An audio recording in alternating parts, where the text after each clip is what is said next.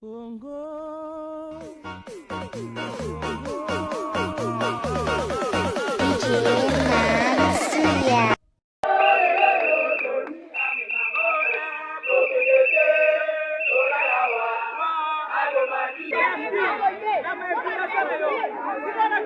Intervenir. Ça commence de 5 mois d'arrière, 5 mois.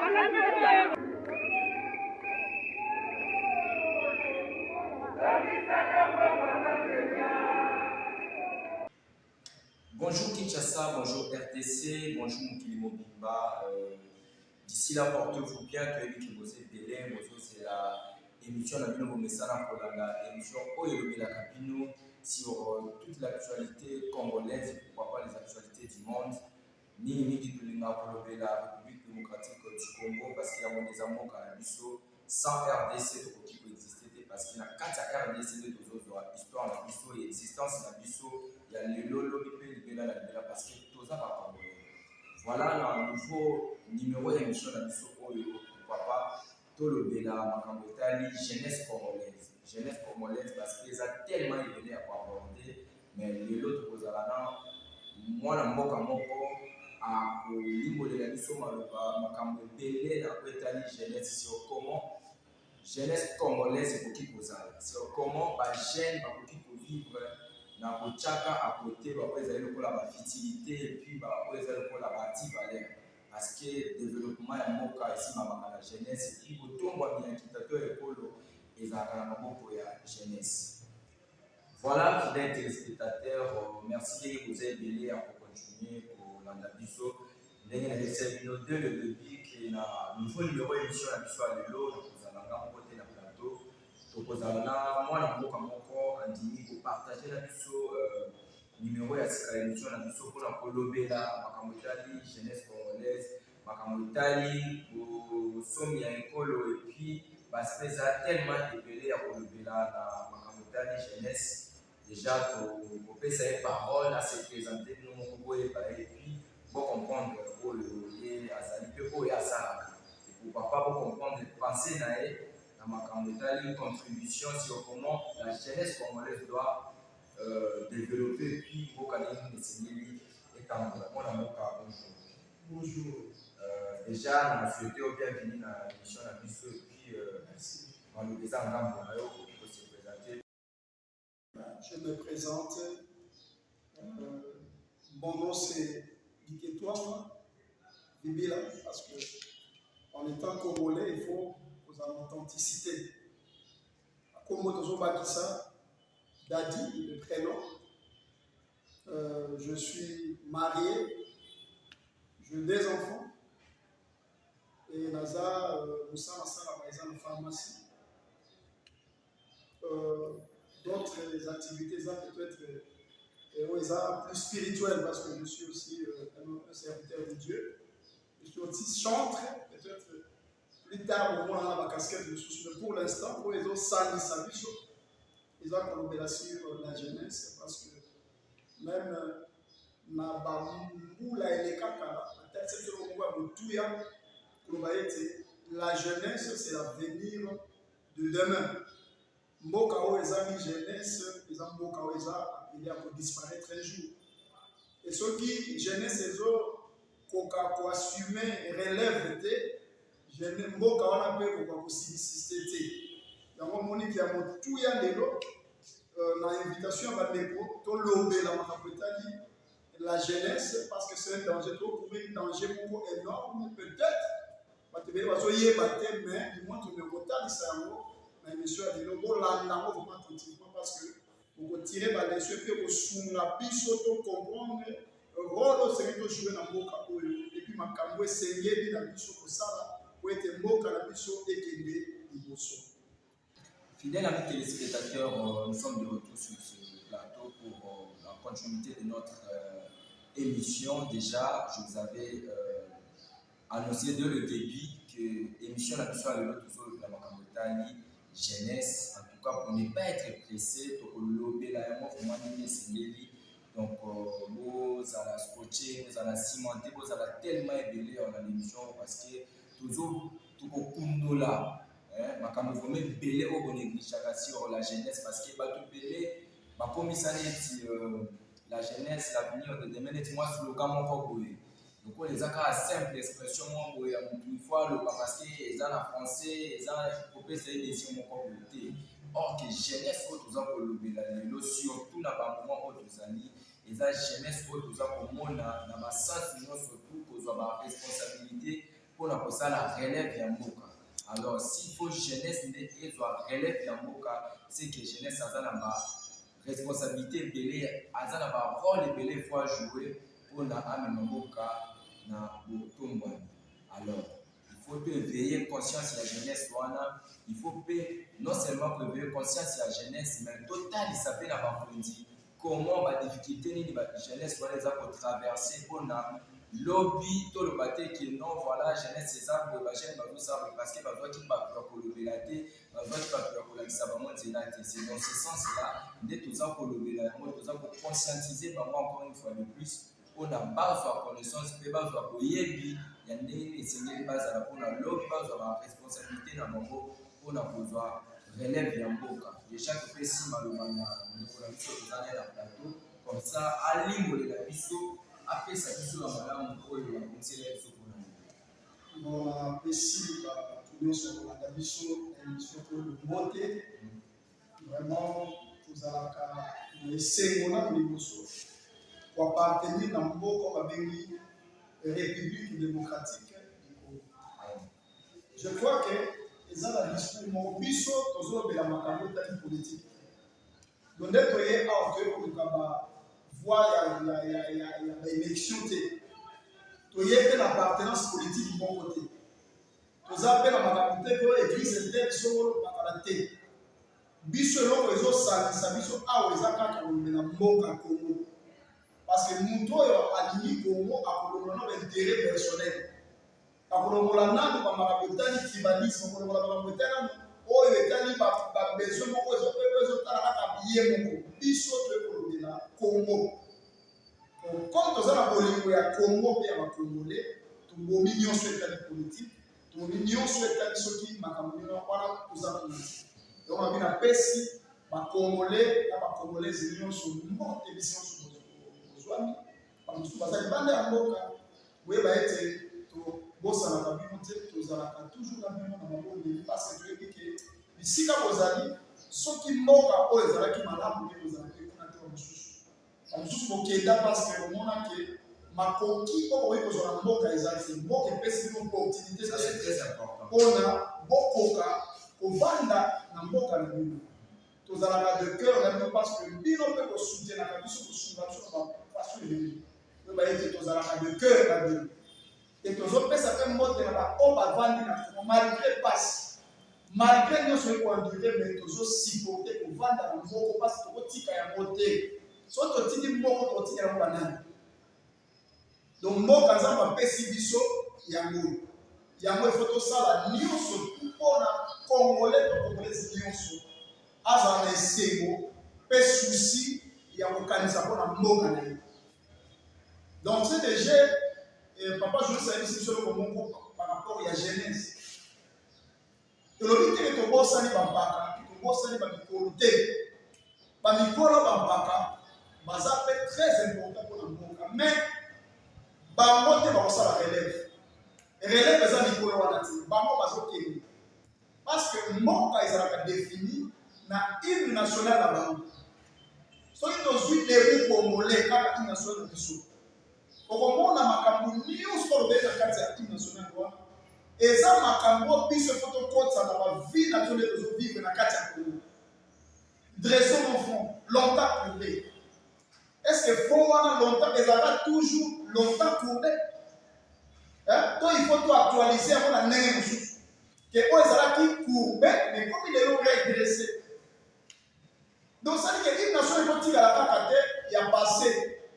Mais to actualiser to luka ndenge nini to kotsa sikoyo o parce que bato basalaki hymne national wana ntango basalaki yango eza ntango te basalaki yango mpo biso na ntango oyo tosala baide oyo bango batiaki na hymne national wana peut-être bakongolais boyebaka te ntango bapeye mboka balutumba bazosala nzembo wana bandai kokanisa kongo moko ekozala meilleur bandai kokanisa kongo moko oyo ekolobela kombo na ye partout dans le monde bandai komona peuple moko oyo akoreleve badefi oyo ebele koya na nzela na ye parce tozwaki indépendance oyo bandi tokodefendre biso na mindele te.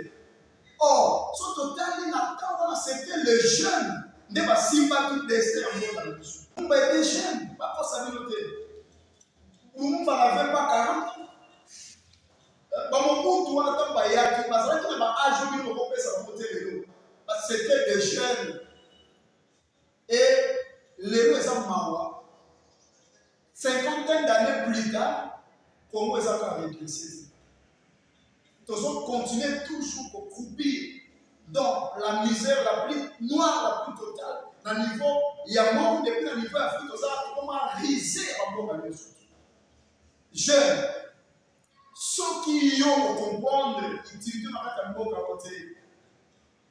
C'est-à-dire que nous avons mérité pour appartenir à mboka où. Les gens ont tel qui jeune.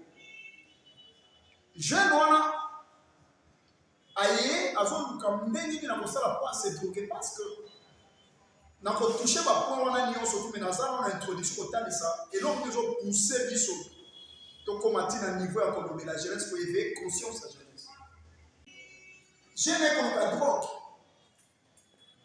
mpo na arbre ndenge nini ya kosoulage peut-être mposa wazalaki na konfiance au moment où mboka na biso ezokourir danger pourquoi nous danger de l'Europe.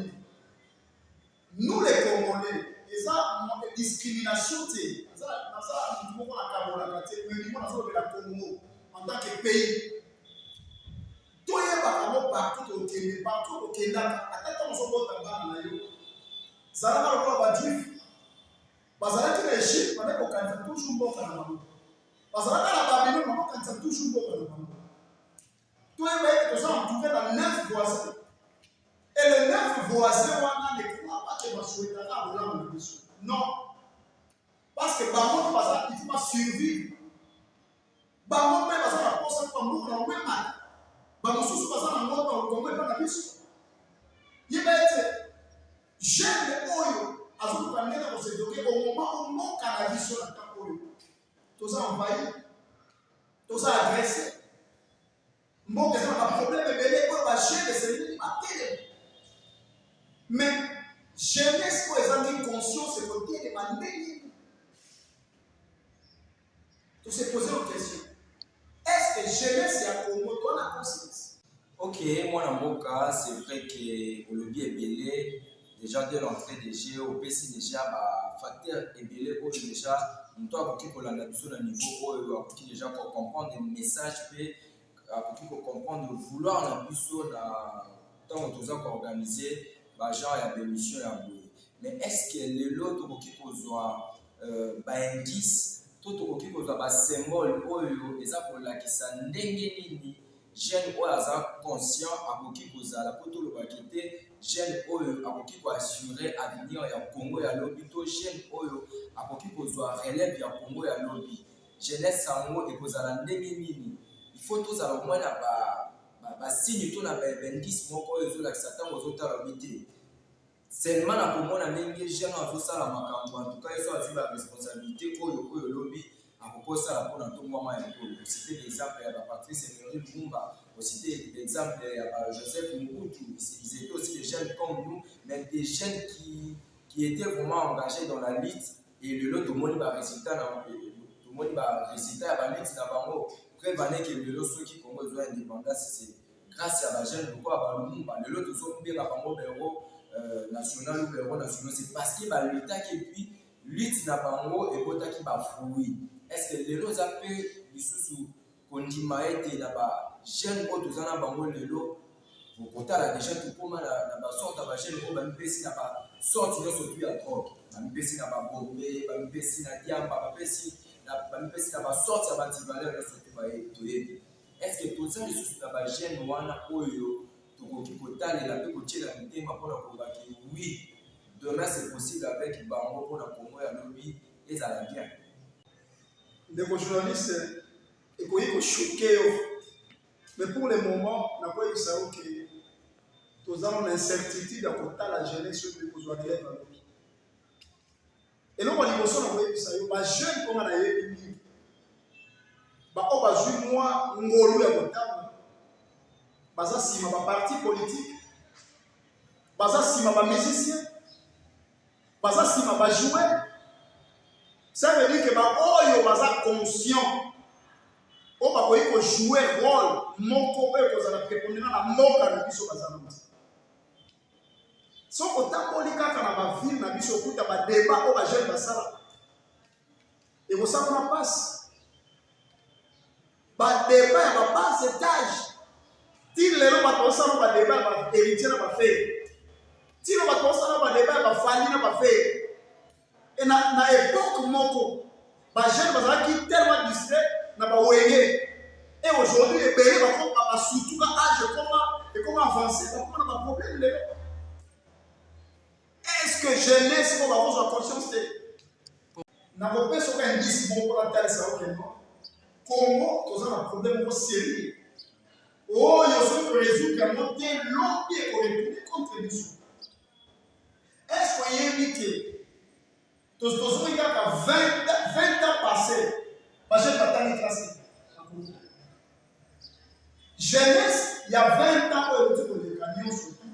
Bamone Bakoulou, Bamone Babombe, Bamone Bato Babosala, Baterre, déjà ça va t'habiter. Tout va voler. Pays surtout à Foma, élite, il y a Moka. Nos voisins ici, parce qu'on forme l'élite. On va assurer l'élève comme Moka Kolobi. Sauf qu'ensuite, la jeunesse, il y a 20 ans passé, on m'a dit, au coup de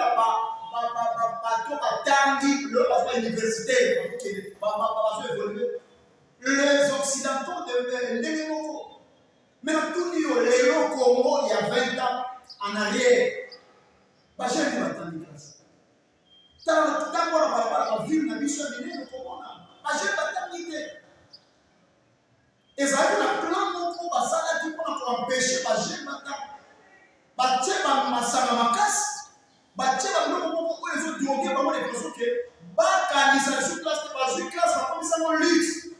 enseignement de base, c'est comme une lutte.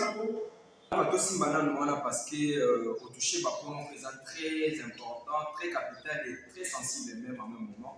Parce que de l'eau, le béli, 20 ans après, jeunesse au total dans le lot, oui, c'est vrai, on va mais son amour est en ligne, son amour est en ligne, dans le lot, tout le cas sémantique, tout le monde dans le lot, ça va pour nous, le lot, ça va bomber, ça va mauvaise pratique, nous faut tout. Et alors, autant la situation, on a nous surtout. Faute de qui couper sa mot et pas nan, tout qui couper sa faute, on a le niveau S, et ça, le niveau de la jeunesse, c'est un moment. Et quand tu as mis ça dans la valeur, et ça déjà dans le système qui est déjà établi dans le niveau du gouvernement, dans le niveau de Mboka, pour empêcher l'élève de la jeunesse, et ça, les mananés qui sont liés. Donc, la citoyen congolais, si on se tout aux autres vivants dans le Congo, tous autres vivent en réalité de tous les cas. Tout le monde est trop jeune, dans la politique, dans la musique. Même en faisant la politique, qui peut causer la victime de la société. Même en faisant la musique, qui peut causer la victime de la société. Mais tout le monde a de plus en plus c'est comme s'ils sont toujours tirés vers le bas. À la base, il y a augmentation à taux de la délinquance de la jeunesse congolaise. Il faut que à niveau. Et s'il faut arranger, il faut arranger la poignée pour la jeunesse, ils ont Vraiment, merci beaucoup parce que question pour poser très pertinente. Donc, au niveau ligne, et pousser jeunesse, parce que très par au Cameroun, jeunesse a tiré vers le bas cause dans le mot Cameroun. Tout le monde. Alors, s'il faut que tout ma responsabilité par rapport à ma caméra comme jeunesse, Léo. Et là, on va négocier des lobbies. Tala, Congolais, peut-être mission de là. Pourquoi ma belle la mission sont les mêmes en musique et les Congo? Ma belle la mission va danser africain, pays où la mission va danser pour lui. Est-ce qu'elle interprète la mission? Toujours la classe, la cigale et la fourmi, besoin de monter. Hein? Ils sont terminés dans la classe. Et récitation, la cigale et la fourmi. Pendant que la fourmi travaillait, la cigale chantait. Maintenant, sous la réponse à la fourmi, il a dit, mais quand il chantait, dansait même. Ça, c'est important et très capital. Peuple congolais, comme il pèse dans la fidélité, la culture, c'est bien. La culture est bien d'appel Mongo. Mais il y a un problème qui se passe. Et Bandi n'a pas de sur le Congo. Est-ce que vous avez une vision claire? On a encore bon sang pour nous avons vécu dans ce pays, dans la terre Zaïre. Nous avons pris l'exemple de la jeune et attendre la Yébi. Bissonion surtout, pendant que le tout attend, quartier du Mama, attend la classe. Na tout va mini va ke ozo okuta na soir ozo satan ça dit que moi na nyonso avec des classes. Tant de monde que les parents étaient responsables. Et ça les gens ont monté moi na okota na ndako parents les petits. Le problème c'était quoi? Ils ont commencé par fragiliser la cellule de base qui est la famille. Tant que cellule de base est détruite, papa a fait ma copie pour jouer moi si n'a pas raté, bana bakopanzana. Oh il faut que tu aies une sorte d'éducation. Tu as l'éducation avec éducation familiale. Oh yo tu l'obéis cellule de base de la société. Parce que une société, oh yo famille est détruite.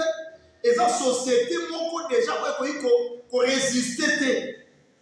Parce que force, il y a société, et la famille. La famille est composée du père, de la mère et les enfants. Donc, pour dire quoi? Papa, Lyon, s'occupe, il faut avoir capable. Il y a besoin de la famille. Or, pour papa soit la famille, il faut que le papa ait du travail. Tant que papa soit Moussa, avant que le Moussa là, maman a besoin d'un mandat, malgré l'émancipation et la base. La parité, tu as contre à voter. Au niveau de la société, moi, c'est pas vrai que ça. Tu as contre à voter. Mais dans le cas de ton là, qui tu es que papa, c'est que ça, maman a besoin d'un mandat. Pourquoi? Parce que maman, tu as l'éducation à base. Les loyaux sont dans la famille, la mission, même à on soit disant à ton mot, de la langue. Papa,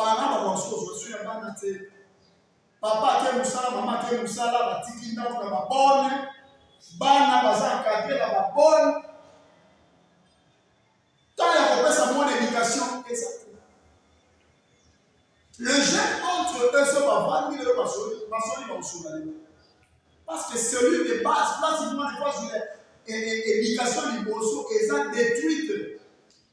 Ni de ça ni comme mort à la biso. Ça dit quoi? Bateau à son kamba biso, à son politique et dans l'âme de Dieu pour kamba mort. Non, mais c'est exactement. Les autres ont une crise économique, c'est bien que la mort. Mais puis nous avons kamba biso. Est-ce que vous voyez dit que Congolais nous sont pas à droit pour exercer petit commerce à tel en détail? Nous avons besoin de commerce en détail pour tout le étranger, pas en pièces. Et na mission na bino. Tant que papa ça na musala, que les personnes qui nous aiment et leur communauté, azongi le monde dès qu'il y a moi je non. Assumi le monde na yé. Mais na magasin ba chinois, au ta chinois qui a donné moko.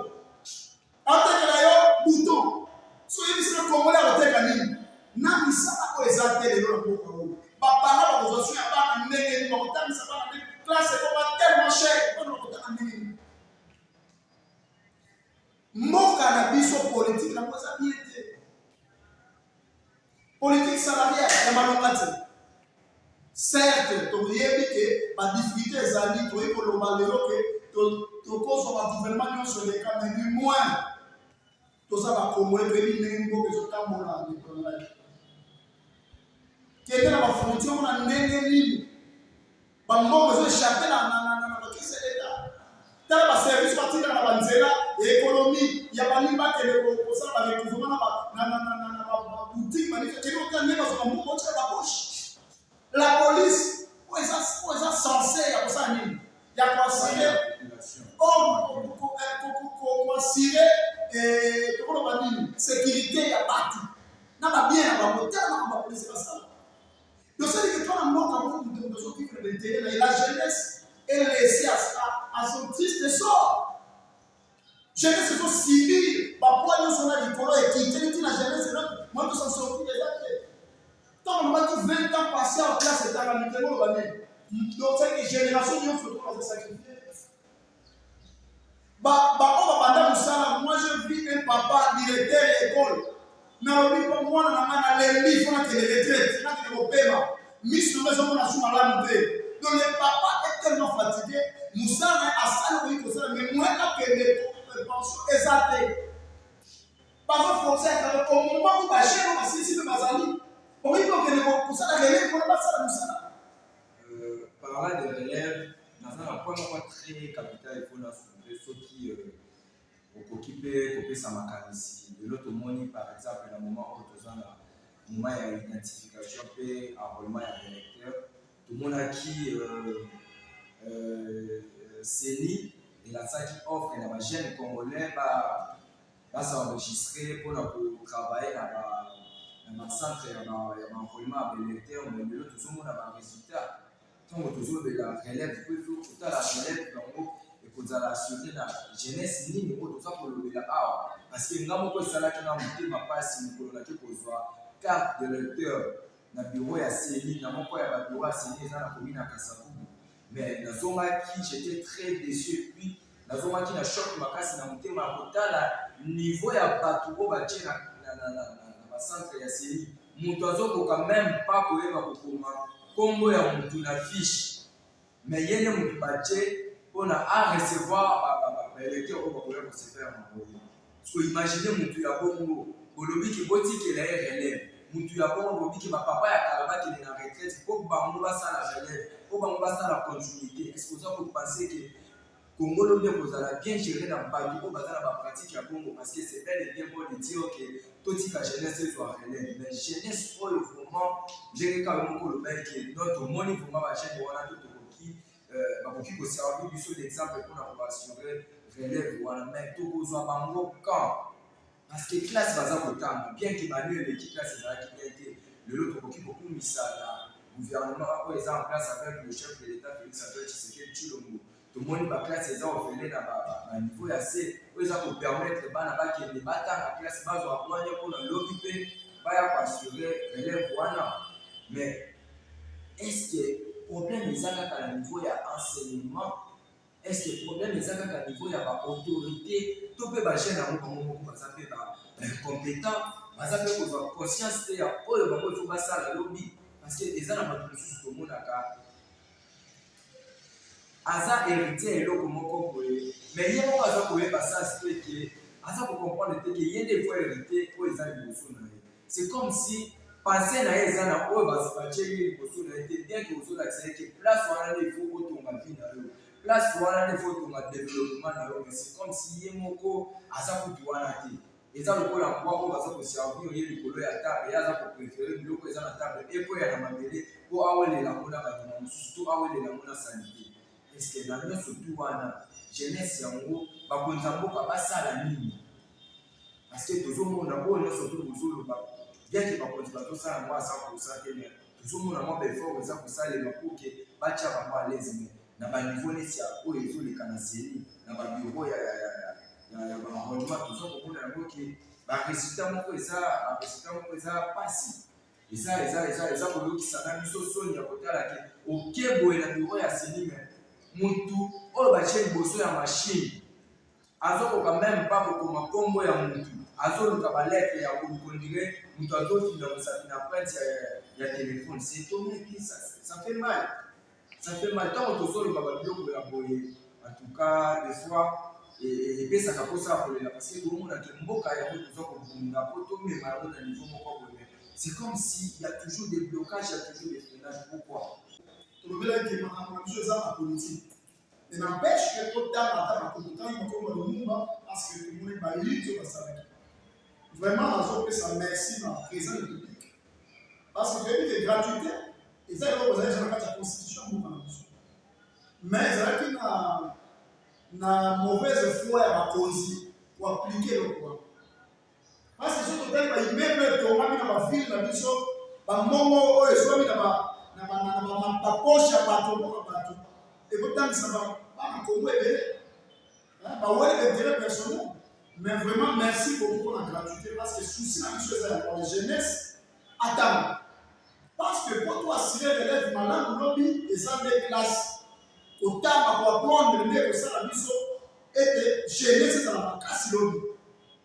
Na point au soulever vraiment eloko ya liboso na kosomisa ndeko na ngai ntango appareil ya enseignement eza détruit parce que nyonso to eza plan nayebisaki yo ntango bana bazotanga te baprofesseur impayé banitutututu toi tu crois que enseignement kozala na qualité mais na biqualité ya diplôme ya bakongolais lelo bana wana nyonso basilisisi est-ce que badiplôme na bango wana soki olobi badefendre moko même na niveau ya licence.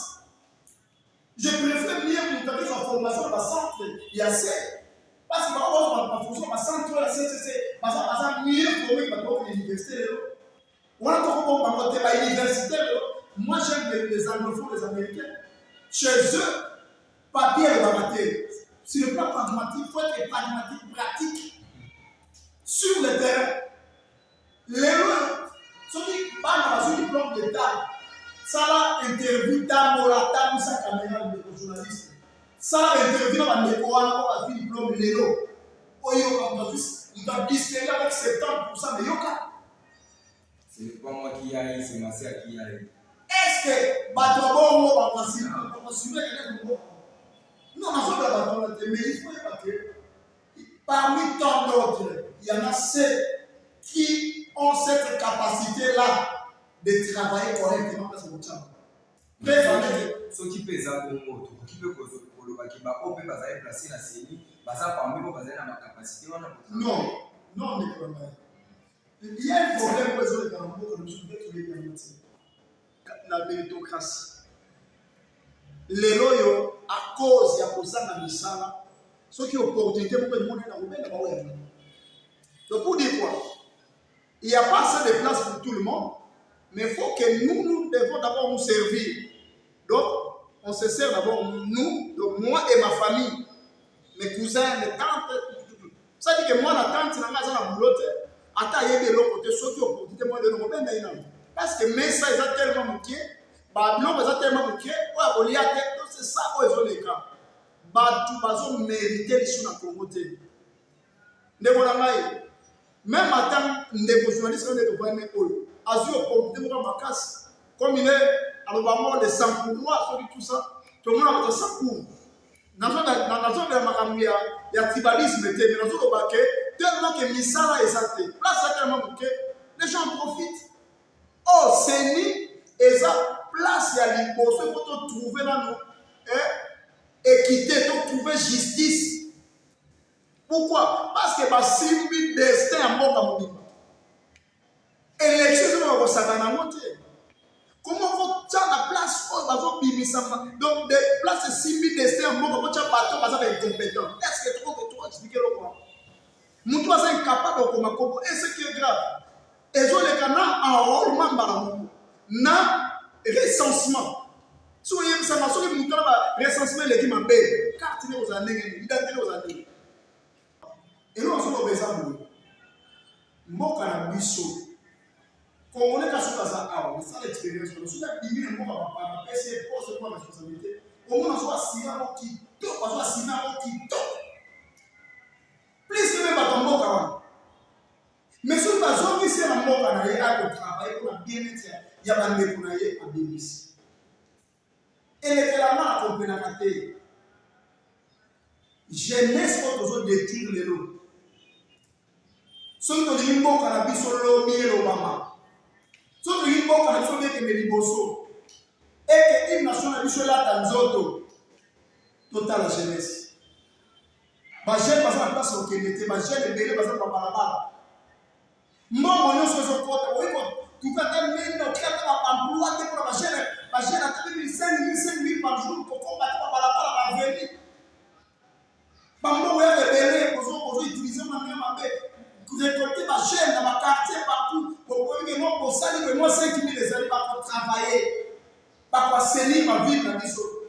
Pour tirer ma terrasse. Pour ça, nous, on n'a pas 5 000 francs par jour. Pour ça, quand on a joué ma propre amis, pourquoi on est mis à mort, on est là pour la mise sur la famille. Moi, on a pour servir dans la population. Ma jeune va aussi les lots au Moko. Moka ni Samam. Au moins, on se réunit. Même quand on travaille dans cette image, il est incapable de recommander comme Moko. Puis, ça cherche à mal à côté. Batangi, professeur, avant la poste, on peut s'attendre. Moi, on a encore. Par phénomène, point sexuellement transmissible. Ça dit que nous surtout, on a fait un diplôme, on avait la licence, les santé, les cartes, on est pas là, comme ça. Non. Tout ça, la poste, c'est l'élite, il y a beaucoup de choses. L'homme capable de défendre les banques. Bon, j'ai ça, vous êtes terminé, en mot que vous avez des choses. Il y a des gens qui ont la maille, les autres, ils ont la maille dans le monde. La maille, ils ont caoutchouc. La richesse, la minerai, les noms, la batterie électrique, on est comme en place, pas officier pour organiser. Mais si les Congolais ont préparé des mailles, l'armée a besoin de battre. Battre, technicien a besoin de battre. Tu sais que les missions sont faites par les Congolais, pas travailler dans le monde. Mais si les gens sont formés, pour travailler, n'est donc, on peut la Chine, on va travailler. Comment on va vivre par Congolais, on va travailler. Donc, biso, total, est-ce que la foule ici, les Noirs, par contre, on considère parce que les Missala, ils n'ont pas eu le temps d'étudier. Les étrangers qui viennent, par contre, on va cible, parce que, on n'a pas posé bien ça, parce qu'ils ont la capacité, les Noirs, c'est les Africains souffrent. On dit que les gens qui sont Congo, Congolais va souffrir, on est parce que les gens souffrent. Bakonzambo kaboza habiter malade. Bourgmestre, ba bourgmestre na biso. Est-ce que bacha wana bourgmestre ko kana o fana kana bureau? Musala bourgmestre ezali. Dans ba personne commune. Ils ont une entité décentralisée. Ils ont appelé chef de quartier. Ba chef de quartier, ba chef de rue. Comment ils vont à la mort quand on se met le nez à côté à zone à 20 ans pour payer la bataille. Ma chef de rue va travailler. Parce que le service et l'administration de l'État est fonctionnalité. Comment étranger vont aller à la Congo, à la commune de Canada? Il y a mort. Est-ce que ça les va assoiffé d'argent? Le rôle va changer mais c'est là où on se complète. Merci, mon amour, pour mettre en parole. Aux autres qui m'ont voilà, on doit préciser les choses. En tout cas, dans un coupé, ma vie, vraiment révélé, vous s'abonner, vous landa, parce que celle qui a bénéficié abonné au soit la vérité, la connaissance révélée dans la campagne de développement jeunesse congolaise. Pas matin, Tomi Pessa, le rôle à Moussala, pour travailler. Donc, vous allez offrir au moulin pour servir avec toutes les informations fiables et rationnelles. Donc, il y a des hommes dans la ceux qui va bien la presse, le quatrième pouvoir, parce que tout allons pour travailler, pour dénoncer, tout allons pour travailler, pour informer, pour assurer bien dans ma information, ma presse, média. En tout cas, ils ont les calamous des fois, ils ont fait ça passe. Mais tu peux les battre pour dénoncer parce qu'il y a des hommes dans la mission. Donc, pour la journaliste d'investigation, en tout cas, bien que tout ça, les apolitiques, mais ceux qui nous ont dérangé, on doit toujours tirer la sonnette d'alarme pour éveiller ma conscience. Parce que tout le monde qui a dit le début, tout ça qui a éveillé conscience à la jeunesse, mais tout ça peut pour éveiller conscience, il y a pas oh, peut-être. na bisika bazali ba réalité za koleka na cc baza ko comprendre yango te lokola journaliste esalaki bapasi mokolo na se présenter na bureau du quartier mpona kokende kozwa document ekopesanga nzela nakende kosenrole nakomi na bureau ya quartier mais ezalaki mawa baza kosenganga bambongo moko na bamontant moko okoki koimagine te mais toyebi ke service eza gratuit. Mais quand vous faites ça, ceux qui vous allez en Ngai, vous allez en 2, 3, 4, 10 personnes, imaginez comment vous avez fait ça. Oh, il faut que vous soyez responsable. Il y a pour ça, il y a un dégué. Ceux qui t'ont collé là parce que vous avez pour ça, mais bisopé là, c'est photo là. Ndenge na tu vous avez la misala. Ceux qui ont chef à quartier, vous avez représenté chef il y a commune, chef à commune, il pour représenter chef de la ville, ainsi de suite, il a représenté mon conduit en boca. Ce qui vient de poser là, c'est poser pour que ce soit pas conduit, parce que l'autre pour me saler ça les mamans. Donc on continue toujours à tourner dans la situation à courir et puis Mboka kozala toujours sous-développé. Mboka kozala toujours dans l'amélioration à bien parce que biso bato toza censé à komina mboka na développement, toza continuer à moni sous super bas. Alors, ba jeune moment ya ngoyo bozela kaka ba élection te pour bakosa bino na ba polo bakosa bino na ba 5000 ba 2000 moment ya ngoyo il faut bozwa conscience moment ya ngoyo il faut comprendre nini bobema mpo na kosala po otombola mboka mboka esimba maka na jeunesse parce que avenir ya lobe eza na maboko ya ba jeune bakolo basali bamemi mboka na esika oyo biso toye kokuta biso efo tosala relève tosala continuité tomema mboka na esika oyo mpe tozala niveau moko tokotika mpona bagénération future mpe baya kotombola yango soki naza koloba biso c'est parce que nga mpe naza jeune naza mpe na quelque chose ya koapporte mpona développement ya jeunesse nga oyo yanga mosala eza kopanza sango bino mpe mutu na mosala na ye apesa baeffort apesa bameilleur ya ye moko mpona ensemble totombola mboka elongo voilà mwana mboka ndenge tolobaka comme d'habitude na kongo ke basilisaka makambo nyonso na mbala moko te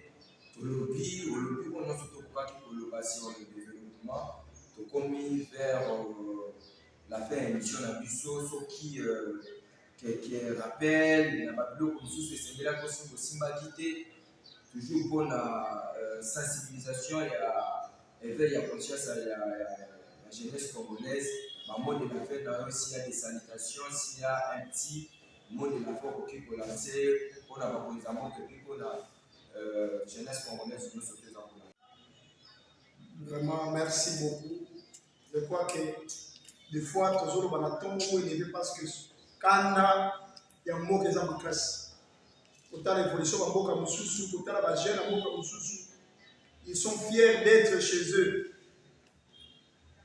Biso awa kapolela ba jeune kuya ko bana mboka na bango esila mtozo ile kokufa na ba mai mtozo ko mama bango mboka mususu à cause ya kokima mboka onza mapesa biso vraiment ça fait mal na nyonso zo mais ba moi ya frente parce que onza mo sa biso ko zo maka na ba kuso ile mewe to senga biso to ya to kozana mais pona lelo pona ko susa to ba ete na ko lancer message na trois catégories de personnes.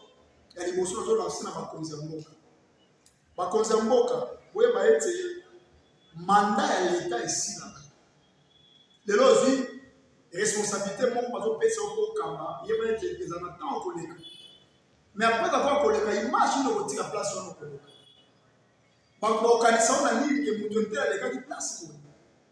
Et là, on dit que ça qui n'a pas de et là, on sait qu'il y a des bandits et là, on dit que tiki on va kanisa ya balamu kanisa kaboni et ba ete nzambe pe akojuger bino na misala bino kusali kuna mo ne crois pas que vous allez impunité mabelo to sala na iko futa na bino pour travailler malamment pour bâtir votre courage ma frère pour continuer votre travail pour l'intérêt ya mboka parce que toi sur mboka bosusuté pour ce soit on peut ça travailler la conscience et bien été aux aïeux montés aux aïeux pour la boutique à niveau de tu bénis mais tout ce que tu peux faire à bénéficier d'un pôle bâtiment comme héritage naïe n'a pas botte parents vous appelez responsable comment on dit que sort ma vie à bas na bino ezala exposé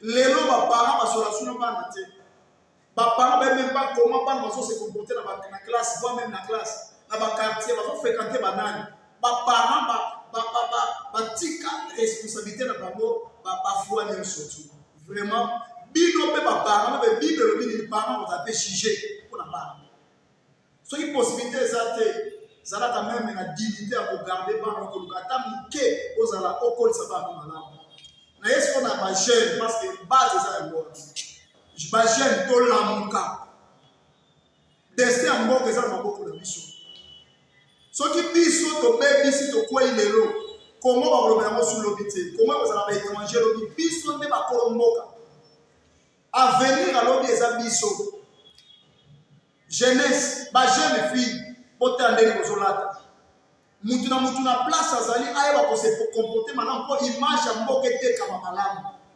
lelo soki na bapays mosusu congolais azalaka vilipendé congolais azalaka négligé congolais azalaka critiqué or so okoti na congo bato nyonso baza bongo te kofingisa mboka na yo te congolais tozala na fierté ya koappartenir na mboka monene mboka kitoko nde moko zambo olobaki soki moke na ntongo kumisaka nzali mpona mboka apesaki mboka na biso ya oyo to na mboka mosusu so ezala baétranger bazo réussir awa pourquoi pas biso to réussir awa na mboka na biso vraiment courage to lamuka ba jeune to lamuka si ma parti politique te parce que on peut se le côté mais to travailler pour l'intérêt ya mboka na biso je crois que pour na lelo to soki wa ça va pas problème.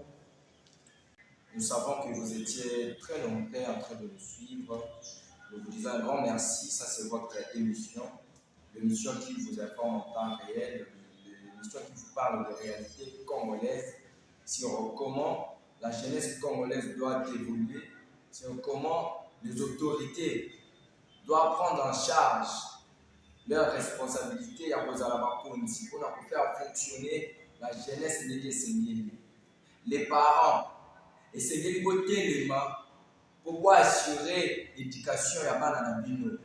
Jeunesse eza na posa na bino baboti, jeunesse eza na posa na bino bakonzi, jeunesse eza na posa soutien ya mutu nyonso. S'il faut lancer un message, toko lancer message na bakonzi ya mboka, toko lancer message na baboti, et puis toko lancer message na ba enseignant, ba baza kopesa savoir na ba jeune pour ba assurer relève ya mboka na biso pour na lobby. Alors na yango toyebi ke boza ebele bolandaka biso comme d'habitude, bolemba te kolanda biso, bolemba te kosoutenir biso, oza na pensée ya malamu, oza na posa ya kopartager pour na mboka, toza wana banimero eza affiché na bande de l'écran, obenga biso, bokomela biso na moment nyonso tokoyamba bino, oza na pensée, oza na posa ya kopartager, oza na texte moko, oza na message moko il faut apporter pour la makonzi ya mboka, surtout ba message oyo eza lié na sensibilisation, eza lié na éveil ya conscience, eza lié na conscientisation ya jeunesse. Toza ouvert na mutu nyonso surtout oyo aza na posa ya koapporter pierre na ye à l'édifice pour na développement ya mboka ya biso mosala yango oyo tomipesa mpona koinforme bino, tomipesa mpona kotravaille kozala lokola baundu na bino. Alors tosimbana moko na moko asala mosala malamu na esika oyo azaleli. Soki oza ndeko chauffeur kumba sala mosala malamu ndenge esengeli. Soki oza soldat, oza enseignant, oza pasteur, surtout bapaster mpe toza kobeta sete na point wana. Lelo baéglise ebele ekaboli bambota, lelo bamessage ebibi ebele ekaboli bajeune, ekaboli bafamille. En tout cas eza malamu tozala soudé comme un seul homme pour le développement ya mboka. Na ozangisa te kopesa mbote na baye basutenaka biso, baye balukaka toujours koapporter pierre à l'édifice mpona bainitiative ya malamu. Napesi mbote ebele na mutu oyo afilo biso espace ya maloba oyo mpona koinforme bino déjà napesi bambote na DG ya MV Soba de Soba, papa na biso kula bambote ebele, le grand Gérard Riguen Kero bambote ebele, Gérard ya mwana moke Guillaume Soro nabengaka ye bongo vieux moko Mchoko mes ingénieurs, Nickel Mba qui derrière la caméra, tout ce qui est télé. En tout cas, vous continuez à soutenir un biseau. Tout ça, pour la vie et puis pour travailler pour le développement de la jeunesse congolaise. D'ici là, portez-vous bien. On se retrouve au prochain numéro. Bye.